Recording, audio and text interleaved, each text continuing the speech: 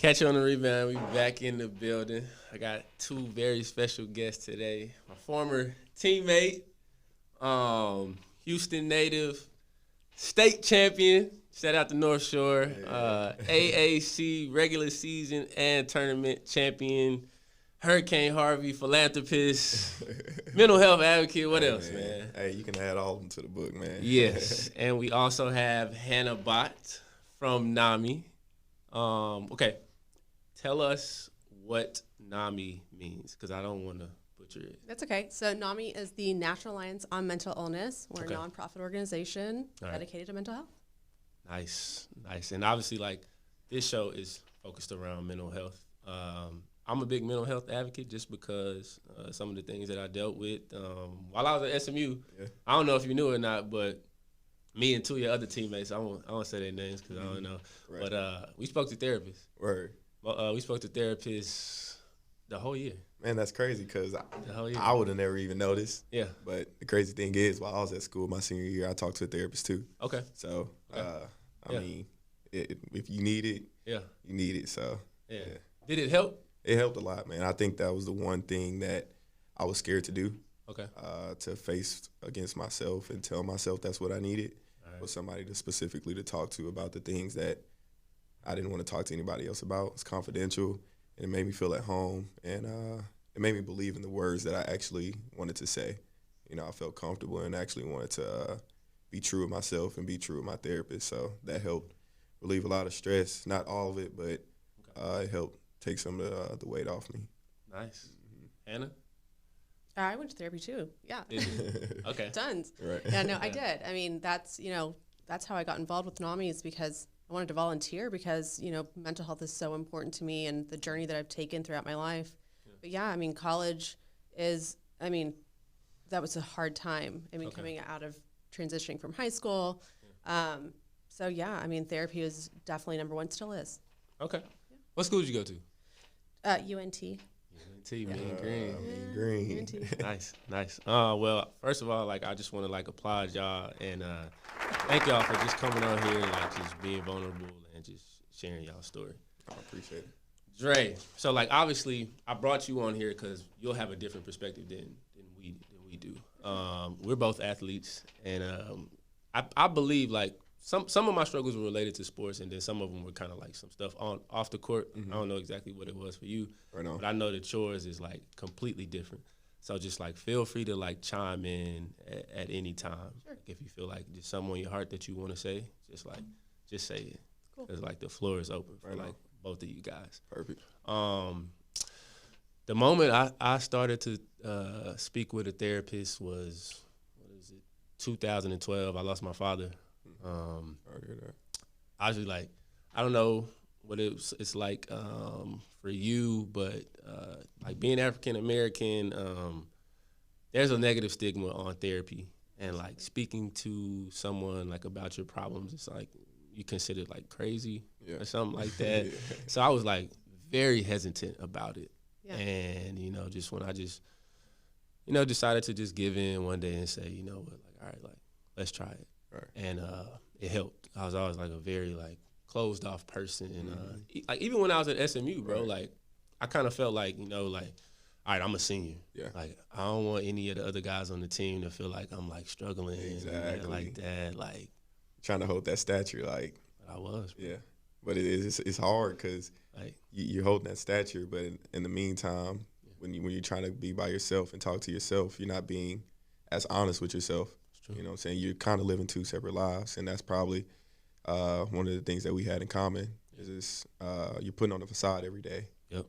When you go in front of people, and that can kind of block what your true feelings are. So. And it did. Yeah. And it did. Hannah, what were days like for you at North Texas? Well, I mean, mine started when I was really young. Okay. I mean, I started experiencing symptoms as young as 4th grade. Wow. And really struggled through middle school and high school. And so college was just another part of my journey. But, wow. I had a traumatic event happen. So it was really tough. I mean, there were times where, I didn't want to live and really seriously considered that as an option. It wasn't easy, but you know, I got through that. And, you know, you were saying earlier about culturally. Okay. Well, in my culture, my mom's Colombian, and, you know, we don't talk about it. I mean, we don't talk about it. If you do, it's kind of like, you know, you call, you know, Tia Maruja, she gives you some lavender, slap this on it, you're good to go. Really? You know? Some remedies? Yeah, just some herbal remedies will be just fine. And so, that doesn't always help when you are really in the depths of it and you need maybe a little bit more than that. So, Yeah. Wow. I believe it was 6 of us that would meet. We would meet every Wednesday. Right. And we just all talked about like whatever was bothering us. Yeah. Like in depth, like no, like holding nothing back, like whatever it was, whether it was family, like drugs, like just any kind of addictions. You can be addicted to anything. You can be addicted to like negative thoughts. Right. I had this thing, and I still battle with it like today. Like I could be having the best day, like, and I just start thinking negative thoughts, like for no reason. Right. You know what I mean? Like for no reason at all, and like I'm just like, why? Like why is this happening? Like, Exactly. and then I also ask myself, like, does it happen to anybody else? And then like when I found out like that it does, like I didn't feel as bad. You know what I mean? And I wanted to just like surround myself with people that was just like vulnerable enough to just talk about that. You know what I mean? And not just like you say, like put on that facade. Like now, I have a question for you because you said you did a group therapy session. Yeah. Have you ever done a single therapy session with just do you know Jan? Yeah. So I did. Okay. I had one with Jan.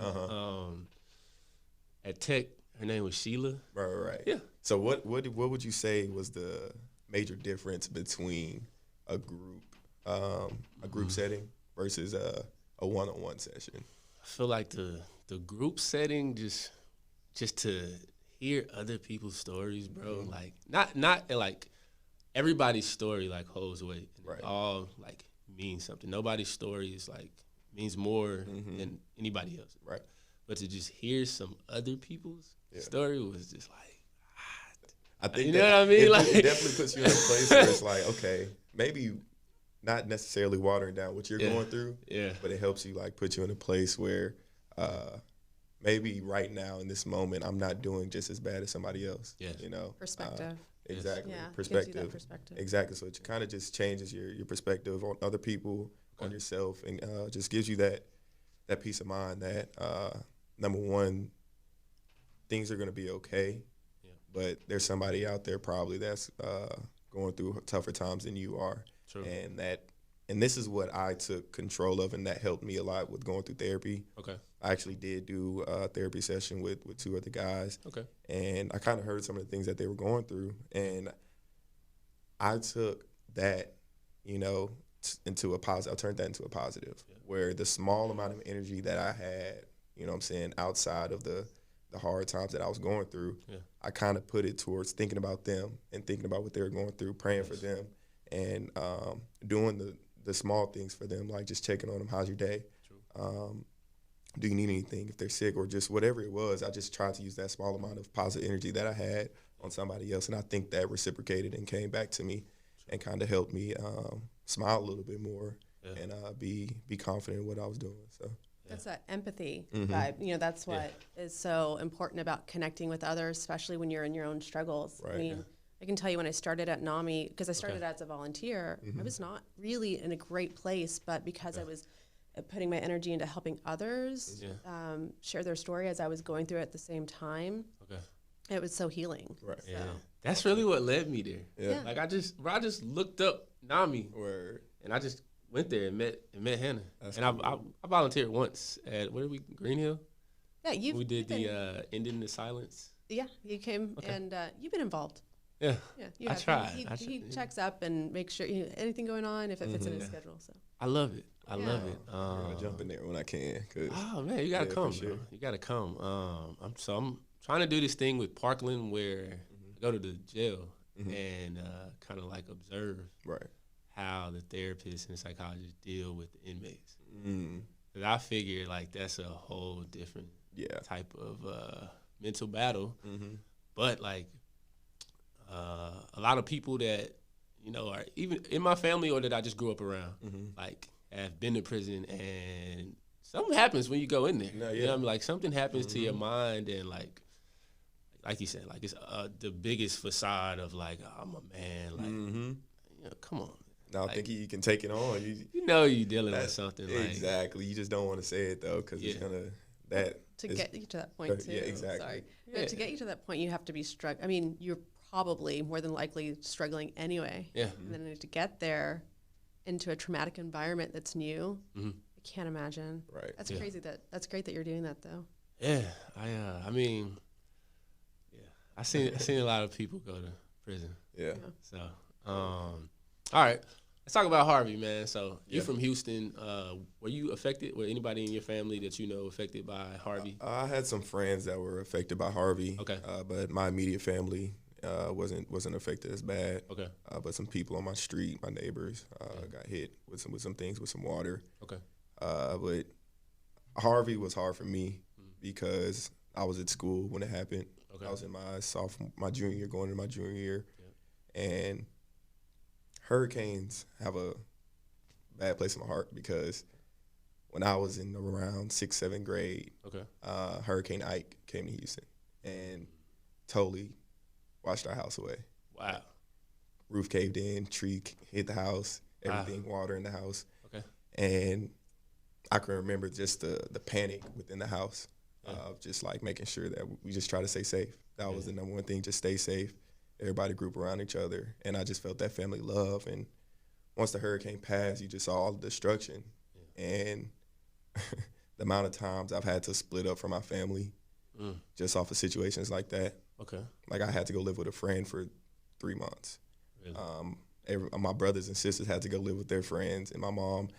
We just had to figure out a way to make it all work, and I think that split up my family, and that's why I love my family so much.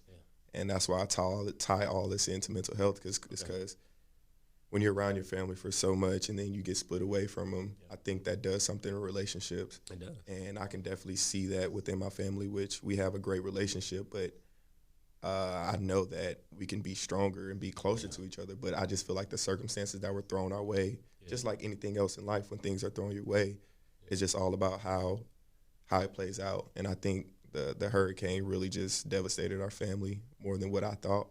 And now that I'm older, I can look back and see what it did. But Hurricane Harvey was just like that. You know, I never knew that. Yeah, I've never even told that story. Like people don't even know that I had to be split up from my family. And this is a great way to say it. But Hurricane Harvey was just like that. Just seeing the city. I mean, Houston has my heart, and just seeing the city underwater.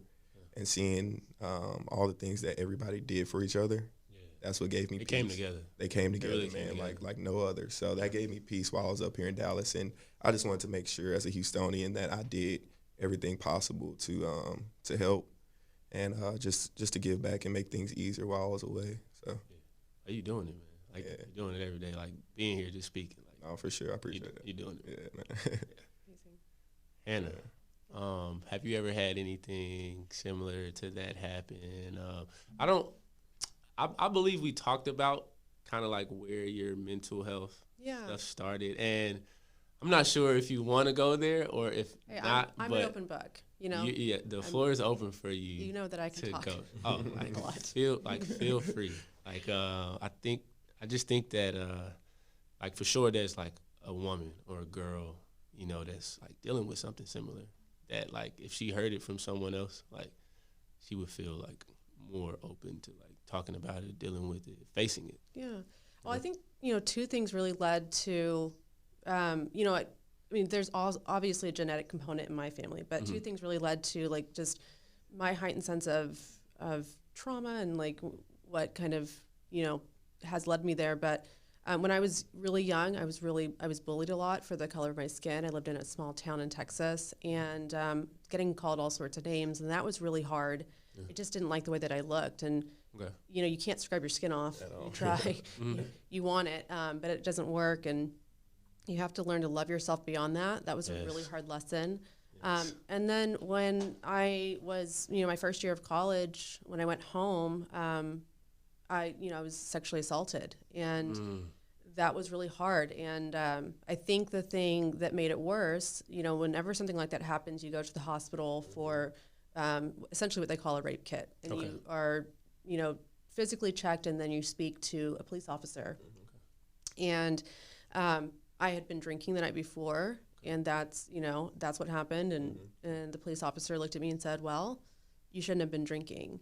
And in those moments, I knew, or I felt I knew, that it was my fault and that was it. And I didn't talk about it again. I mean, I definitely went through my traumas. That one of the things that led me to wanting to end my life was all of that shame and guilt and, man, I shouldn't have been drinking. So those two things have kind of shaped me, and I always say whether that be good or bad is yet to be determined, but I'm in a really great place where I can share my story, and I do see benefit in that. And so it's a lot of strength on the other side. Just like one thing that I do now, so I didn't learn how to swim until I was 26. I was always afraid of water. It was like, it seems so small, but like I couldn't swim. And I finally learned how to. The SMU swim coach taught me how to swim. Really? He taught me how to swim in 2 weeks.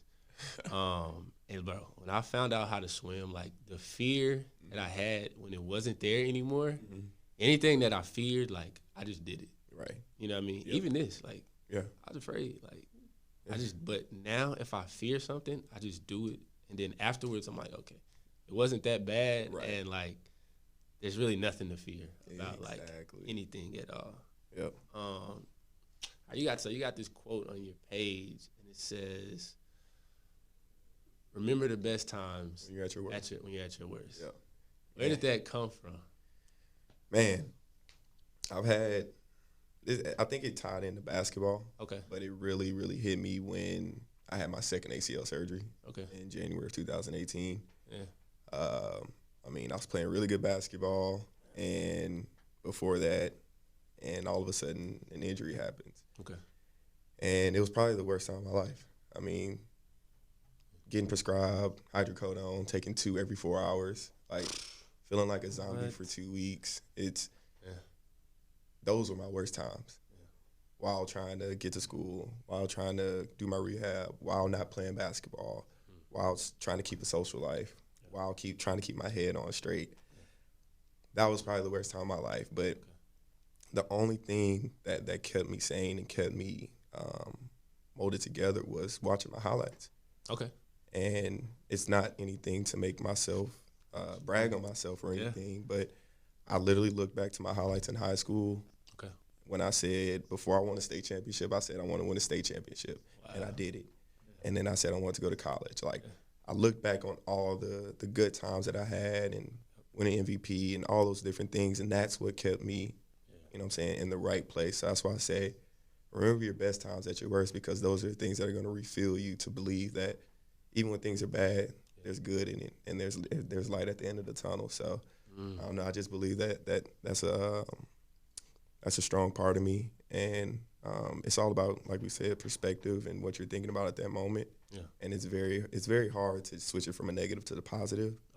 But once you do, and you kind of just get a snowball effect, it puts yourself in a better situation. So I love that idea of looking back at your life to to motivate you to. Yeah. I mean, you've been there once. You can go back and do it again. Yeah, exactly. Yeah. And I mean, I think that's the benefit.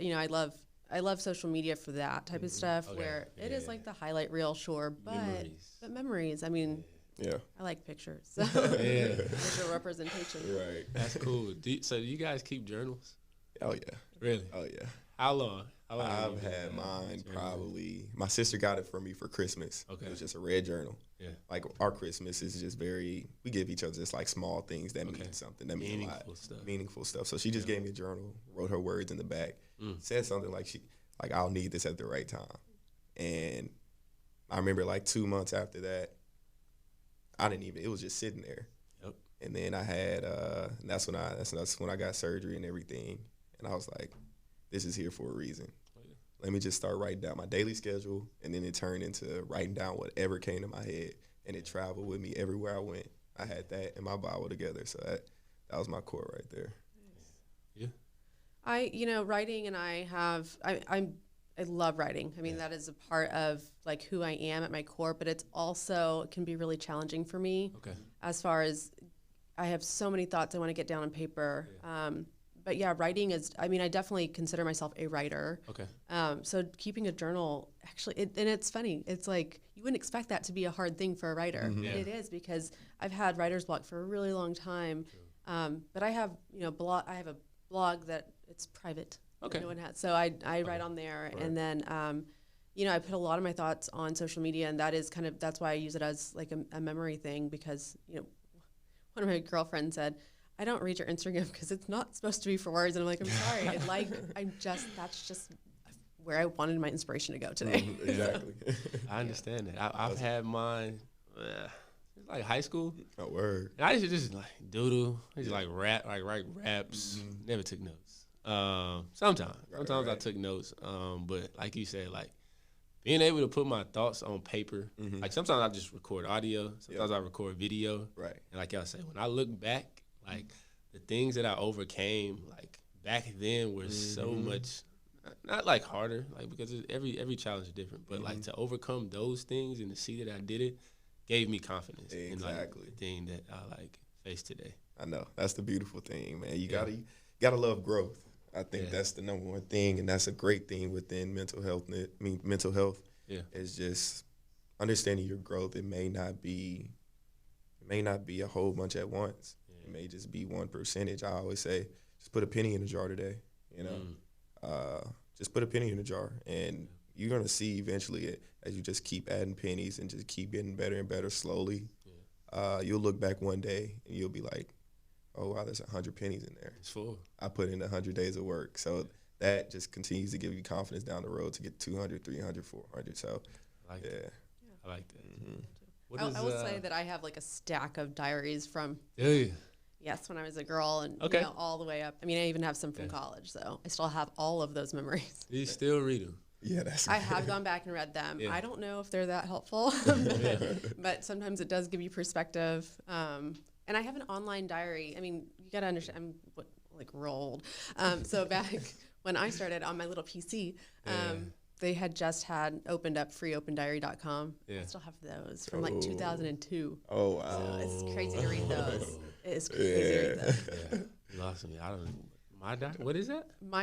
It used to be called freeopendiary.com, and now I think it's like opendiary.com, and they archived everyone's from back in the day. And so I have all of mine through college, all of these writings and stuff. It's interesting. Yeah, I also didn't know how to use comments, but so I'm gonna throw a curveball at y'all. So if you think of the books that we read in high school or school like that, some of them are autobiographies, and some of them are literally just regular people who decided to write a book. Right. Like The Alchemist, he just decided to write a book.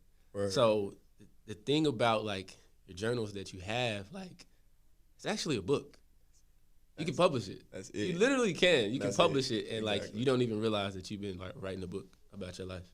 Isn't that? So, that's crazy to think about. I'd encourage y'all. No, that's what I'm saying. I'm trying to figure out a way, because I remember you just said you're open book, and I think that's my next step. Why not? Is to just be open. My story and whatever I've been through is very interesting. It's very it's a part of me. Yeah. But I feel like it can be a part of somebody else. Yep. And I think it'll make me feel better if I just be open about it and just let everything go free. Get it all out. And that'll open up more knowledge that needs to come to me. Yeah. I feel like if I just open up my mind, let everything be free, I feel like I'll receive a little bit more knowledge and be able to understand other people's stories and other people's advice. So. Yeah, it's pretty crazy to think about, but you can only heal what you reveal. Ooh. Ooh. I love quotes, yo. I'm telling y'all, I just love quotes, man. So this is what I do now. I love I love everything: art, music, entertainment. Apart from sports, I just love all things. So if it's a person that I like them, or I just like what they're about, what they do, I go listen to their interviews or whatever I listen to. I try to find something the way that they think, or something that they say like, all right, I can use that. You know what I'm saying? Like, Exactly. I'm just, like you said, I'm going to put that penny in my jar. Exactly. I'm going to take that right there. So, like, who were those people for you guys when you were young that, like, all right, like, I was young. Let's see who was cool. Like, obviously, like, Usher. And I said this earlier, like, Usher was really cool. Kobe and Shaq were, like, kind of like, I feel like I grew up with, like, Kobe and Shaq more so than, like, LeBron. Right. Usher, just, like, entertainers. Like, Exactly. I love, like, just entertainment. Mm-hmm. I mean, I feel like it has, like, a really big effect on us. Like, For sure. whether we, like, know it or not. They always tell you to, like, not try to be like somebody else, but, like, everybody does at some point. Right, at some point. We all have, like, people that we aspire to be like. Can I change the rules a little bit? Go ahead. Someone who inspires me now? Yeah. Because this is way out there, so stick with me. But for sure. RuPaul from RuPaul's Drag Race. Okay, so that's a little different. But if you listen to the story that he has to tell from where he started into who, she is now, I mean, essentially, it's really amazing, all the struggles. And he uses his platform to say, your family can come from anywhere. Right. And I love that. That's true. And I like RuPaul's Drag Race because I'm a pageant girl, and it's Are you? Yes. Oh, you are? Yeah, I do pageants. Yeah, and so it's like watching a pageant every week. Yeah. I mean, it's really inspiring to think of how that culture has changed, and that they count on each other to create their own family, and I just love that. So. Oh, that's pretty cool. I mean, when I was younger, it was probably like Tyra Banks or something. Right. So you competed in what, Miss Texas? Mrs. Texas. Mrs. Texas. So, I mean, I've been competing since I was 14. So, you know how basketball is a sport to you guys. Pageants are my sport. Of course. And I do it even, 20 years later, there's an age. And I love it. And so even as a Mrs., I compete. It lets me go out there and. I've been to one. Have you been to a pageant? Yeah. There you go. So what was like your talent? So when I was younger, I went through a couple talents. Okay. I did dance. I played the clarinet, and I did spoken word. Did not turn out for my favor on any of this. I'm not talented in that way. Okay. So was your affiliation, was it NAMI?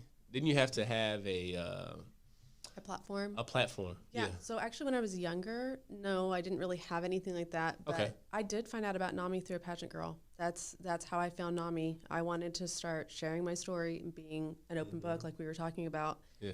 And someone said, "Hey, have you heard of NAMI?" And I'm like, "No." And I've researched a lot, and I never, it wasn't as visible to me anyway. And so, found it. I went there. I was like, "This is home. Right. This is where I'm supposed to be." Feel it as soon as you get there. Yeah. And so. Okay. Yeah. That's cool. Dre. What's up? So I believe in like speaking things into existence, right? So I'm gonna put you on the spot. Like, yes, sir. What's next for Jarrey Foster? Oof. I know that's a very like broad question, but let's say. But no, that's a great question. Okay. But the funny thing is, man, I've spent like the past 2 to 3 weeks. Okay. Ever since I decided I wasn't going to play basketball anymore. Okay. Just kind of literally going back and forth about what I want to do. Yeah. Like go back to school or do philanthropy work, create a nonprofit, like find a way to give back to mental health, go back home, do food drives. Like create a management company. Like it's all types of like just broad stuff that because it's like you've been an athlete your whole life, and like other than going to practice and going to school and maybe doing schoolwork, I love doing schoolwork. I did my schoolwork, but it's just like that athlete life kind of it pulls you one way or the other. It overshadows it all. But now that I'm not an athlete anymore, I'm still an athlete, but not a basketball player. Yeah, it's just kind of like, what do I want to do? So I've finalized my decision, and I know this next 6 months, I plan to go back to school in the fall. Okay. If everything works out. But these next 6 months, I literally want to do a lot of giving back. Nice. Like do my philanthropy work. Yeah. And that's going to consist, I'm coming up with an idea of doing an athlete leadership camp. Okay. In the summers. And that's just going to comprise of recruiting some athletes or basketball players, freshmen, sophomores, and juniors, and getting them to a camp that's going to be basketball based, but it's also going to be teaching them entrepreneurship, like time and responsibility management, how to serve, mock interviews, just all the different things outside of the game that you usually wouldn't get unless you have somebody that's going to mentor you. But a lot of people don't unless you're in the right position. So I think right now I'm in a position, just leaving college, I have a story to tell, and I was on a nice, good, big platform, and I feel like I can reach out to a lot of different athletes, student athletes, or whoever it may be, and I just want to use my platform to give back right now. And I think that's going to help me kind of get over this transition hump in my life, and just give me more peace and give me more happiness. I think I love giving back, and I love seeing other people succeed and getting to where they want to go. And I'm right now, I want to give myself up and do that and put myself in the best position. So to do that, I admire that. Well, obviously you got Hannah. Hannah's gonna put you on that NAMI list. Yes, please do. Volunteer Please with do. us. Come tell your Kinda go story. out there. Yeah. I mean, can I join the basketball camp? That sounds cool. Exactly. I'm a little short, but No, you know, I mean, we can I have definitely no talk skills. about it. And I don't run, but you definitely can though. Like, it would be great for you to come and speak to them. Right. Hey, you know? totally. As long as you don't make me run, we're good to go. Honestly. I'm probably not going to Man, when you stop, it's like, I might get in there. I might do a couple up and downs, maybe. Tried to work out yesterday. It was an utter fail. So Really? Yeah. I'm going to put this on the table. I haven't worked out in like 2 months. No. Really? But it feels good. It feels good. But I know when I get back to it, I'm going to get back to it. But Yeah, you got to work out your mind Not first. easy. Man. exactly. It's not let easy my to go mind back rest. to working out, let me tell you. It's been a while. It's like this. I had this weird thing. So me and you were talking before we started about like how life had these cycles and like stuff keeps happening. Yeah. And like you start to like realize, okay, this is gonna keep happening. Like the only thing that could change is like the way that I react to it and the way that I handle it. Yeah. Like I was always the type, like when I was in college, like I can't be hurt. Yeah. You know what I mean? you Like wasn't- whatever ain't it no was, way. like Yeah. I can't be hurt. I can't get tired. Like I would like run myself into the ground. You know what I mean? No, And like exactly. it took until I got like professional. Like I had a stress fracture. I was out for like 3 months. Like I was like, bro, like you just have to sit down sometimes, like and not do anything. Yeah. And like what happened when I finally did that was like I had so much more energy. Right. Like I had so much more energy Exactly. after that, but it was like it took like so much just fight of like, nah, I'm good. Yeah. You know? No, that's our nature as athletes is like, Yeah. I'm good. Just put me back in there. Do whatever you have to do. Get me back in there. But Yeah. as you get older and mature, you kind of start to realize that, okay, number one, the ball's not going to bounce forever. You have a life out after the game. Yeah. And then number two, your body's your temple. Yep. Like, no matter how much you love the game, you have to love your body and what God gave you more. Yeah. And that's what I started to realize too, because I was doing the same thing you were, just like pounding myself into the ground. Like, even from high school, playing the high school season all the way through, then going straight into AAU, then playing just every day, all day. But you're not really realizing what you're doing to your body. And I think that's kind of what added to the stress on my knees is just continuing to play all the time. And that's one of my next things too, is just to teach that to other athletes and even the coaches and trainers. Like the amount of work you do, like your body's not a machine. It's not supposed to. Like it's not supposed to work like handle that stuff. Handle that amount of work. So it's all about periodization and all that. So, but as I say, man, it's a hard pill to swallow to know that like you can get hurt. Yeah. Like you're not just a machine, and you just have to be very, very cautious of that. But life has its different roles and different cycles, but just got to be able to, whatever's thrown at you, just be able to understand it. Yeah.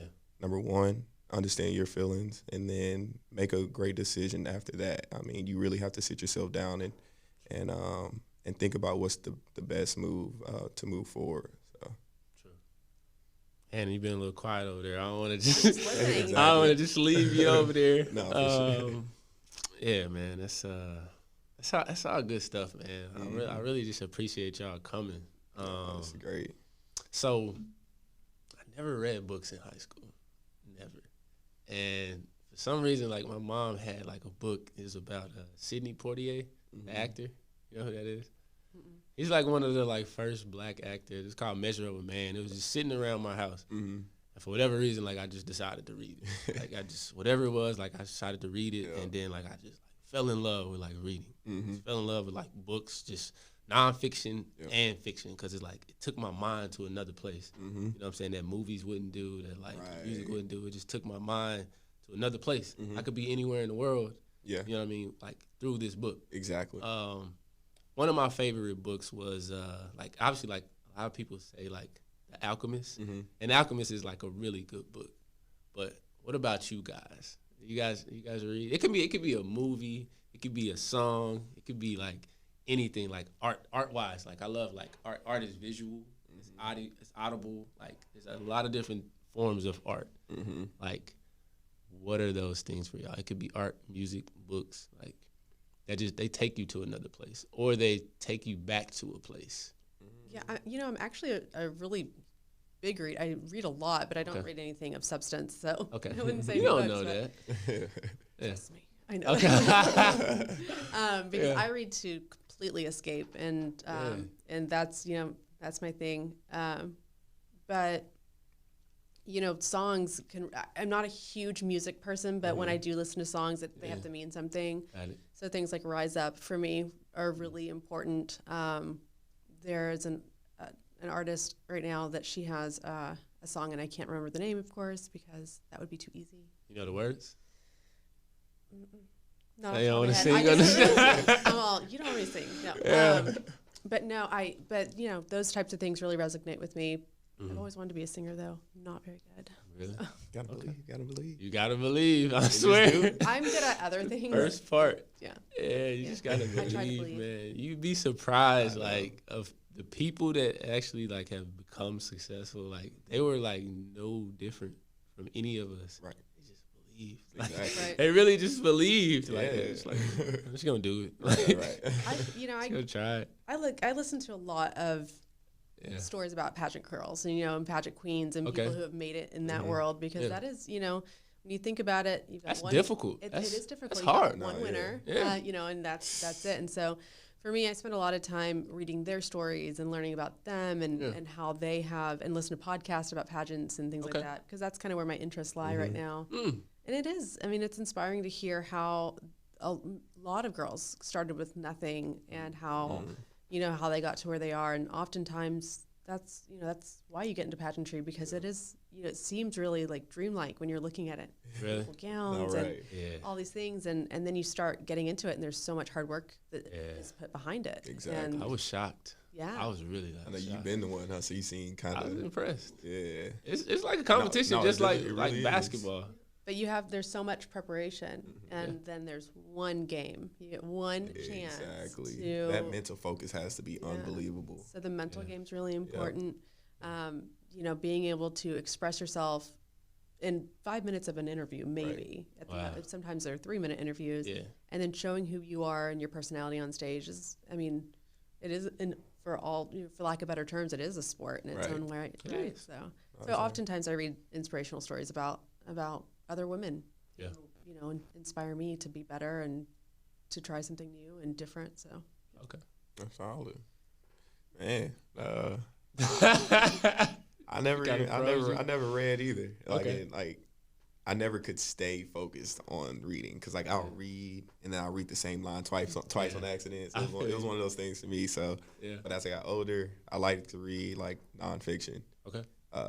Just like biographies and just like about people. Like I like learning about all types of stuff, like planes. I just think like there's a lot of stuff that's interesting to me that I probably would never even do, but it's just stuff I want to know about. So I'm more of just like gaining information. But one thing I can say that that I like, and that's art, is what I called about you, man. Like old school music. Like, R&B, like back in the day, even like I had playlists of the 1970s, like Quiet Storm playlists, like Smokey Robinson, all that. Like it's real. No, for real. It's real. I just believe that nowadays songs are like 2 minutes long, 2 minutes, 3 minutes tops. But back then they used to be like 6 minutes. They used to jam. That's a different life back then. And they would go in, and I remember like I would be in the gym working out, and somebody would come in, or I'll be shooting in the gym, and I'll be playing like Anita Baker or something. Yeah. And people would be like, hey. You know what I'm saying? Like, what you doing? But calming. calming. And then my mom used to listen to that all the time when she wake us up on Saturday to clean up. And you just have that with you. And I think that kind of just takes me back to the good times that I had as a child. Yeah. And it's just something that's on to me now. And anytime that I want to make myself feel good or calm myself down, especially like with anxiety, nobody knows, like, before games, I used to have like major anxiety, like where I would even like either sweat or shake or just like I wouldn't feel good until I make my first dunk or my first three. You gotta get something going. See something going, but nobody would ever even know that. But I think like in pre-games, listening to Anita Baker and all that, the slower music would kind of just slow things down for me. So that was kind of the thing in the art, and I still to this day listen to that type of music, and puts me in a good place. So. Baker, that boy. Hey, boy, you know something. Hey, you know a little something, man. Right on. I like I like Curtis Mayfield. Grandpa put me on him. I actually like Marvin Gaye and all those dudes. Luther Vandross, all those guys. Even like the Commodores and Earth, Wind and Fire, the Isley Brothers. I'm in a completely different ball. I'm like, we'd listen to a lot of Bob Dylan, Tom Petty. And I'm all genres. Yeah. Tom Petty, Free Falling. Yeah, I know Tom Petty. My dad would play that all the time, and I even took a Bob Dylan literature class in college. Okay. So Oh no, all genres. That's like, what I'm I love Jimmy. I love Jimi Hendrix. Like, that's what I'm saying. All genres, man. Did you watch the Queen movie? Did y'all see the Queen movie? I didn't get to see it. It was dope. I didn't get to see it. It was dope, man. I love all genres. All right. And like the thing in hip hop, like they use other genres like to sample. Exactly. And then you hear it, and then you finally hear the real song. Yeah. Like, man, that was that. Yeah, exactly. Yeah, man. Man, we covered a lot. We crossed a lot. What do you guys have to say? Like, I've been asking all of the questions. If there was like anything that y'all kind of wanted to like speak out into the world, like that's on your chest today, like feel free, either one of you. Well, I gotta say, because I was not expecting this, and so it's really cool because you're in one focus and then you're switched over. But I really think that stories are powerful, and being able to share a story and hear a story is so amazing. I mean, just listening to you two guys. I mean, I don't know anything about basketball. He came in and I'm like, "You're tall," and that's like that was about it. And I'm like, "You bounce the ball." Right. So it's amazing to hear all of the things that go into being a professional player and like what that looks like, and just hearing your background and thinking about how different it is from mine, but also how there's similarities. And so I feel the power of storytelling, and I think that's really important. So I like that a lot. Yeah, that's nice. So okay, dude, and I had this happen a lot, Dre. Like fans will come up to you like after the game, and they're like, "I love you." I know. I'm like, "You don't know me." Right. I'm like, exactly. I'm like you really don't know me. Like you know like what I do on this court, but like you really don't know me at all. And I had a hard time with that once I was injured. Okay. Because I remember January 16, 2019. So I remember the days, man. I got hurt against Houston. Was it at Houston? No, it was here at SMU. Okay. And I had only played. I missed the first 8 games of my senior year at SMU. Okay. And then I played like the next 10. Okay. And then I missed the remainder. But during that time, I got hurt against Houston. Yeah. Went down in the basket going for a rebound. Another knee injury. So I'm on the bike. And my mom is right there. So I just whisper in her ear. I'm like, "Mom," I literally started tearing. I'm like, "Mom, I think this is my last time wearing an SMU jersey." And right there, because I didn't know that was my second. The bike that's right beside the bench. Right beside the bench. She walked up to me. I was like, "Mom, I think that might have been my last game in SMU jersey," because I just didn't know my knee instantly swelled up. And as I was riding the bike, my mom walked off, and somebody yells in the stand, and it's like, "Dre, get back in there, man. They need you. Get back in there. Get back in there." Like, just tell me, get back in there. And you have no idea what's going on with me. So, like, just on the side of them saying, like, "I love you," you get that, but at the same time, you realize that people are just talking, like, They probably no mean well, idea. but they have no idea what's really going on in your mind. But you don't know me. You don't know what I'm going through. It's all love. I'm glad you're here supporting, but please just like respect what I have going on, and fans are crazy. It's unbelievable. So much pressure, it sounds like. Pressure. Like, I can't imagine. I mean, pressure makes diamonds. Exactly. So Yeah. it's like you learn to deal with it. Yeah. But I mean, sometimes you just like, get out my face. Shout out to your mom, man. Yeah. Like, shout out to I really got to take this moment to give a shout out to my mom. So I always been like a mama's boy, you know what I mean? But like recently, just like the last couple of years of my life, like me and my mom kind of been having some disagreements, you know, that I don't know, maybe I made some wrong decisions, or like I just like revealed kind of like too much about our family, you know, and it really like hurt my mom, and it hurt our relationship, and like I wouldn't have done anything that I've done now like without my mom. Exactly. You know what I mean? And maybe I like forget to say that, like forget to just like give her all the like praise and love. Like I can't imagine, like I lost my dad. Like I can't imagine like not having my mom.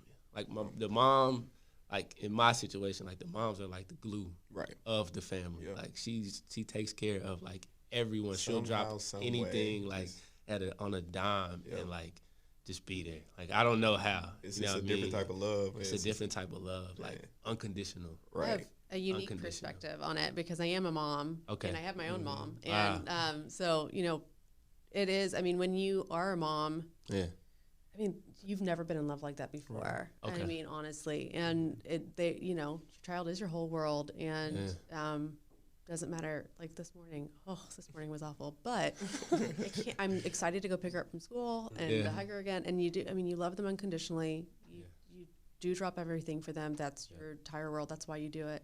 Yeah. And then being the daughter, also with my mom, and we have also had disagreements. My mom and I.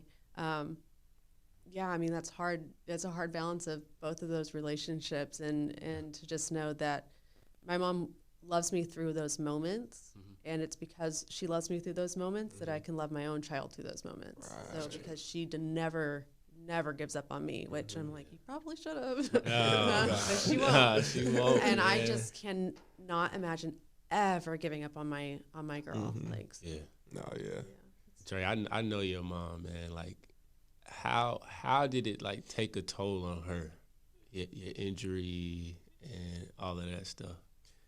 Man, it surprised me how strong she was for me. Okay. Because I wasn't at my strongest. Yeah. And somehow she was. We're born on the same day, December 10th. Wow. And we share a birthday every year. So it's just kind of like we have that unbelievable bond. And I remember last year where I didn't know anybody else to call but my mom. Like, I called my mom probably like twice a day. Okay. Like for a span of like a month. Okay. It was just because she always, even though sometimes it wasn't the right answer, it was an answer that I believed because she was my mom, and the amount of love she showed me through her words. Ain't gonna tell you what she's done. Dude, my mom came up to every game. She would get off work at 3 o'clock. Game usually starts at 7. Drive weekday. From Houston. Drive from Houston. Make the game. Be there in the stands as a tip off. Wow. After the game, it's 10 o'clock or so. Get right back in the car. Go back to Houston. Get up for work the next morning. I thought about that. I thought about it, and I was just like, man, how is she able to get up, do that, get to work, support me, go back to work, drive all the way back in the dark, know she's tired.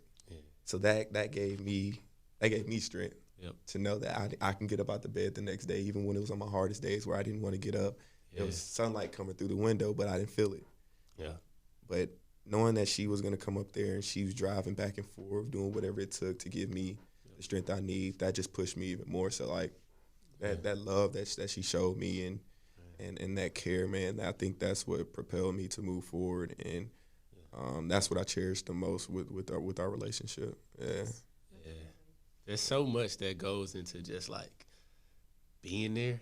Like, just physically just having somebody that's there, like. Exactly.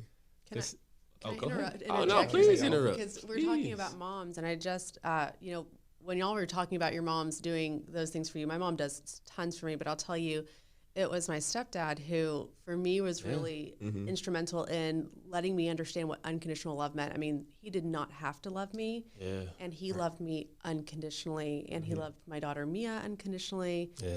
Unfortunately, he passed in 2016, but it was the same thing where he would drive a couple hours to come and see me. I mean, we had, you know, or to help me take Mia to school on her very first day of school when she was 2. And, you know, and sat with me in the car while I cried, you know, all of those things. I mean, a man who had no obligation to me or my family, and probably I'm most like him out of anyone, you know, like, so something really special about dads and moms. And I have, you know, a biological dad as well, who's great as well, but you have those connections with certain people. But parents, shout out. Shout out parents. Hey, man. Shout out parents. Shout out you. Garvin Tolbert, man, my uncle. I gotta definitely give you a shout out. You talk about stepfathers. He took in like his daughter, and like the same way you say, like she's just like him. Yeah. You know what I mean? When I was young, like my mom would let me get away with murder.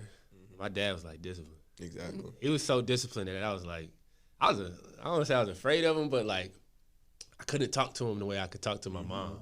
You know what I mean? Right. And like my uncle, which I guess I'll like probably have similar, like we'll probably have similar issues with our sons, bro. Like it'll come to a point to where like y'all just heated. Yeah. Especially if they doing sports, you know what I mean? That's and they just not giving it they all. But if you got that brother there, it's like, you know, he probably think he's cooler because it's just it's not your dad. Like, exactly. So like, man, my uncle was that for me, man. He'd pick me up, like take me to practice, man. Like just give me the confidence to do like so many things.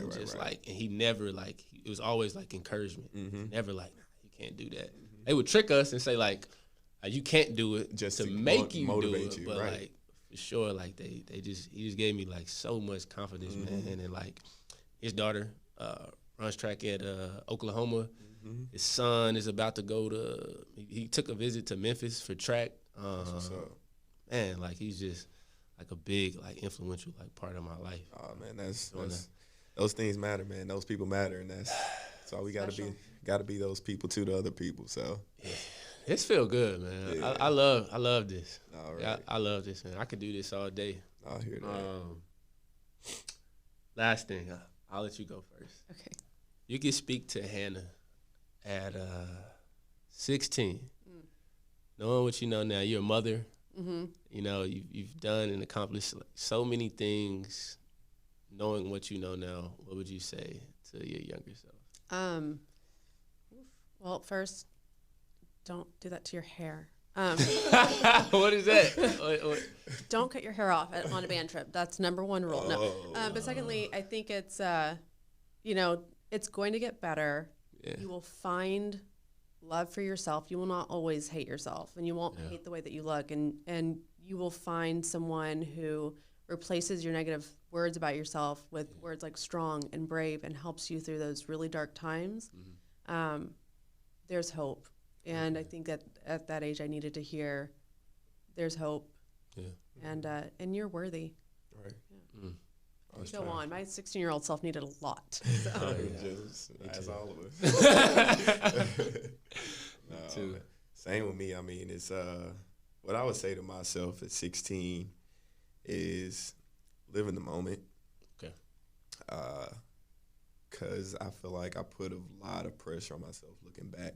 Okay. To be either this athlete, this person, I have to reach this standard. Yeah. I would look so much further down the line than what I really needed to.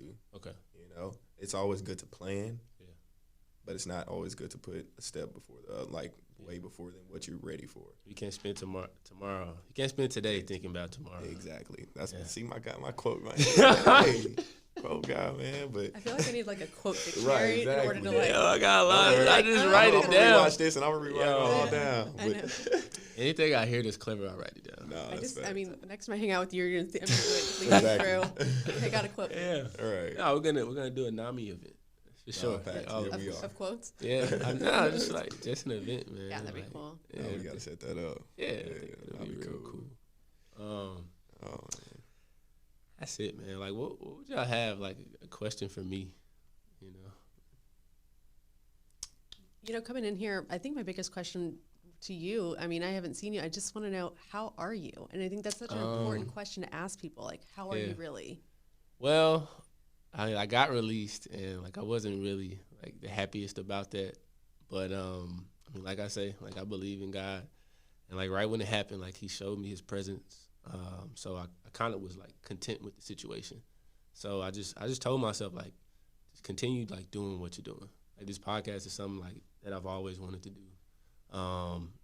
Everything that I've always wanted to do outside of basketball, like, now I'm able to do.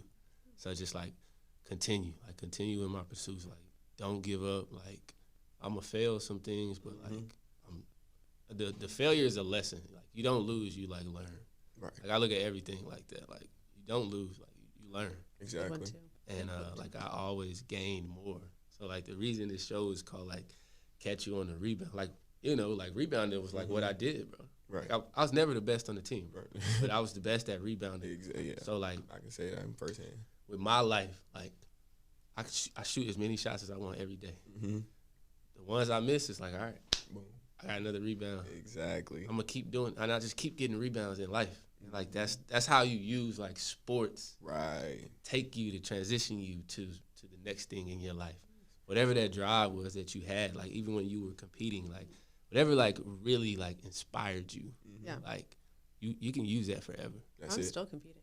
Yeah. That's why. You still compete? I still compete. Okay. I mean, it is I will compete until they told me to get off the stage. Because Really? it is, for me, something that I really enjoy doing. And if I can still do it, Yeah. I will. That's right. Wow. Catch You on the Rebound reminds me, like, when I was a kid, I don't know if y'all are old enough for this, but when you would twist off the Coke bottle, the tops of a Coke bottle, on the other side, you were trying to win a free Coke. On the other side, it would say, please try again. Yeah. That would be the name of the book that I write. Really? I've always thought that since I was a kid. I'm like, if I ever write, Let's catch you. please try again. And The other side of the cow, yeah. Trademark that. It's out there. It's out there. It's on my Instagram. Don't take it. Yeah, that's cool. Like, like, when is like the season or whatever? Like, so I mean, for Mrs., I mean, there are various times, but my next pageant's in January, which is why I tried to work out yesterday. Okay. But yeah, my next pageant's in January. So is it here in? It's in Dallas. Yeah. Okay. So I'm competing as Mrs. Dallas for the title of Miss Texas. Yeah, Mrs. Texas. United States of America's Mrs. Texas. So Okay. I'm excited. That's what's up. To come check that out. Exactly. Didn't mean to cut you off. Right. That's right. Got a question for me, Big Dog? Yeah, but now I want to say about catch you on the rebound, man. Yeah. In-game situation. Yeah. This guy is post up, takes 2 dribbles, does a jump hook. It comes off the back iron, That mud. and then he catches it with one hand and jams it right back without the ball. It was the most unbelievable rebound put back I've ever seen in my life. It was an accident. You see the video? It's an accident. I'm tired. It's an accident. Man, it was the most unbelievable thing I've seen. But that's tells you what type of player he was. But I totally have to watch that. Yeah. I mean, I'll pretend I know what's going on. Yeah, exactly. But I'll be like, wow, that's amazing. exactly. But But you'll watch it, and you'll see it, you'll know. But that's really cool, though. I had a question for you, man. What do you want to be remembered as, and who do you want to be remembered as? Let's see. Shameless. Shameless.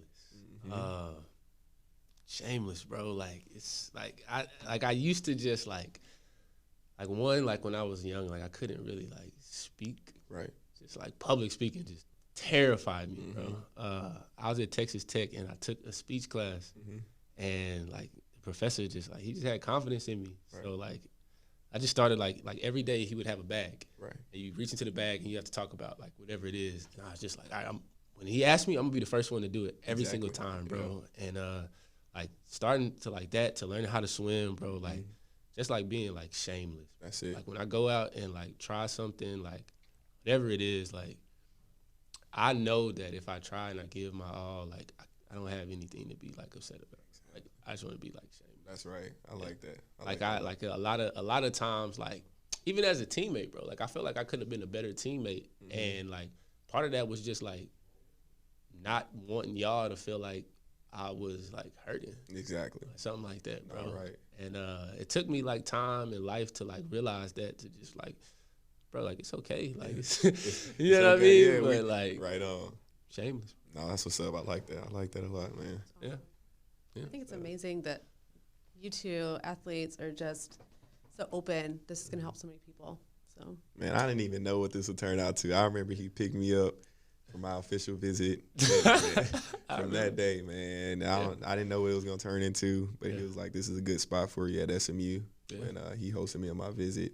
And ever since that point on, we had a relationship and just kept moving forward. But who would have thought that it would get to this point? You know, sitting down in front of each other with you and just actually being open about things that we never even thought was going on with each other. So it's really good for me to hear from him, and even with you, just hearing different stories like you talked about earlier. And it puts me in a better position to know that everybody's story is different, but we all can come together as one under one topic and continue to bring awareness to what's going on, and just kind of get the word out there, you know. Y'all got any shout outs? Shout out to Mia, my daughter. Shout out to Mia. And NAMI, North Texas. Yeah. I always say, man, shout out to everybody that's praying for me and that's supporting me, man. It's time. And I'll continue to just pass it on down. So hottest rapper out the age. Hottest rapper out the age, man. Ever? Probably, I'll say Pimp C or for sure. It's all respect. UGK, all of them right there, man. Got it. Hey, man, thank y'all so much, man. This was like incredible episode. Shout out to my sister, just being a single mom, like dealing with Chloe every day. Like, she doing an amazing job. I'm an uncle, and it's like, I don't know what I'm doing. I don't know what I'm doing, but like somehow she does it, man. And she like my second mom. Right on. Shout out to her, man. That's what's up, man. That's it, man. I feel like I miss my husband in there. Oops. He's good too. Yeah. That's a wrap, y'all. Let's right play on. this. We out.